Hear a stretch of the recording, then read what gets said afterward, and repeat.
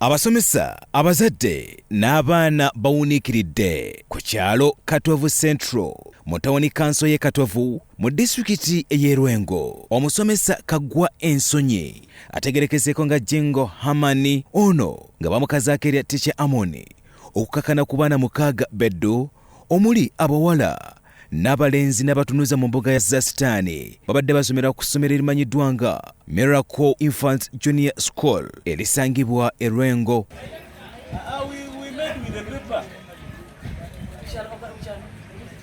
Omusomesa ono Jingo Haman kigambibwa nti abaana 2 abawala abato abadde abatunuza mu mbuga za Sitaani sakati n'abalenzi 4 nga bakola ebya Sodoma ne Gomola. Ono okukwatibwa kidiridde omukulu w'essomero lino omukyala amanyiddwa nga Nayiga okufuna okwemulugunya okuva mu bazadde nga balumiriza omusomesa ono okubanga nate abadde agenda maaso n'okuweesa empiki n'abaana abato saakati n'okubakaka akaboozi ak'ekikulu omuli abawala n'abalenzi. Yakoze ekintu ekyokusiyaga abaana ab'obulenzi yabasiyaze abaana ab'obuwala abato kutandika n'emyaka 12 ku 10 n'abakozesa.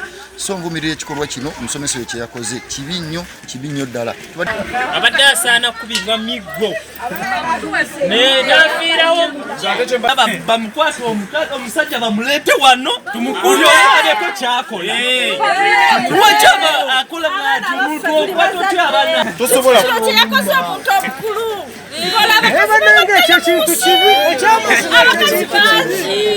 wetutuukidde mu kifo kino ng'abazadde baatuuse dda ku ssomero lino okulaba butya embeera weeri n'okulaba ku Kaggwa Ensonyi ono era nga ne poliisi wetuukidde okukola ogwayo. Bamukwatire ddala n'amaanyi g'ekyuma bamukole nga bwe kisoboka. Ekikolwa kino tekinkoze bulungi era kimpisiza bubi nnyo. Ate nga mbadde sisuubira nti omusomesa yateekeddwa okuba nga akikola ku basomesa abaliwa ye muntu abadde alina empisa. Abazadde basiikuuse emmeeme era basinzidde wano ne bavumirira ebikolwa nga bino ebigenda maaso n'okuba nga bikolwa mu masomero era nga balaze okutya tewandibawo abavujjirizi abagenda maaso n'okuba nga bawagira ebikolwa nga bino.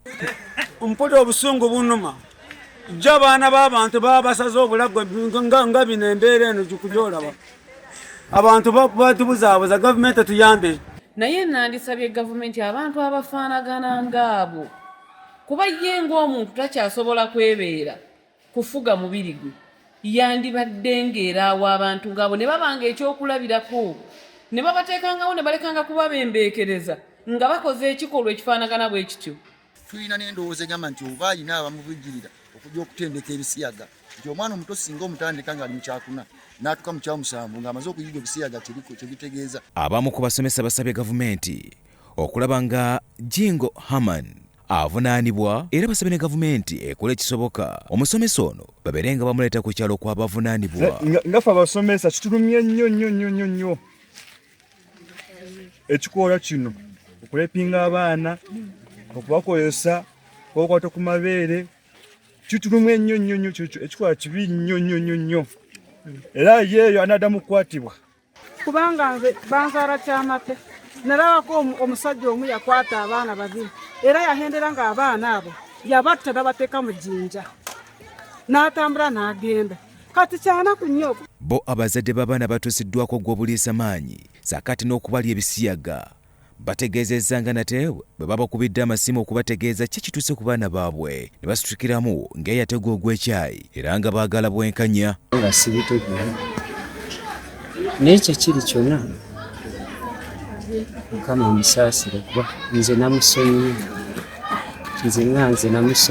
kuba tasobodde kuuma bwesigwa Era ekintu ekyo tekyankoze bulungi naye nze tekyankoze bulungi mu butuufu. Ekintu ekyo kyetaaga omulamuzi amuwe ekibonerezo ekimusaanidde. Omwogezi wa poliisi mu ggulu Masaka twakasirye akakasizza okukwatibwa kw'omusomesa ono Jingo Haman ku bigambibwa okuba ng'ono yabadde mabega okukwata abaana abato ddala 2 saakati n'abalenzi okubatunuza mu mbuga za Setaani wamu n'okubalya ebisiyaga n'ategeeza nga bagenda okukola kyonna ekisoboka babeere nga bafuna obwenkanya. Ate n'olunaku olwaleero asobodde okutuzaayo egyabadde ng'akolera bino ng'abadde abikolera mu lumu Masula ssaako n'ebibiina ebiriraanyeewaawo era ng'oluvannyuma ategeeza poliisi nti emisango agimanyi era abadde nga azagikola. So tumina mu kaduukulu kaffe abeera ekyokulabirako eri abalala. Bino nno bibaddewo ku kyalo ekimanyiddwa nga Katovu Central, Ntula Ward, Katovu Town Council, Murengo District, era nga ono akwatiddwa abeera ekyokulabirako eri abalala. Muhawe Kutrida, Salt TV, Omunyo.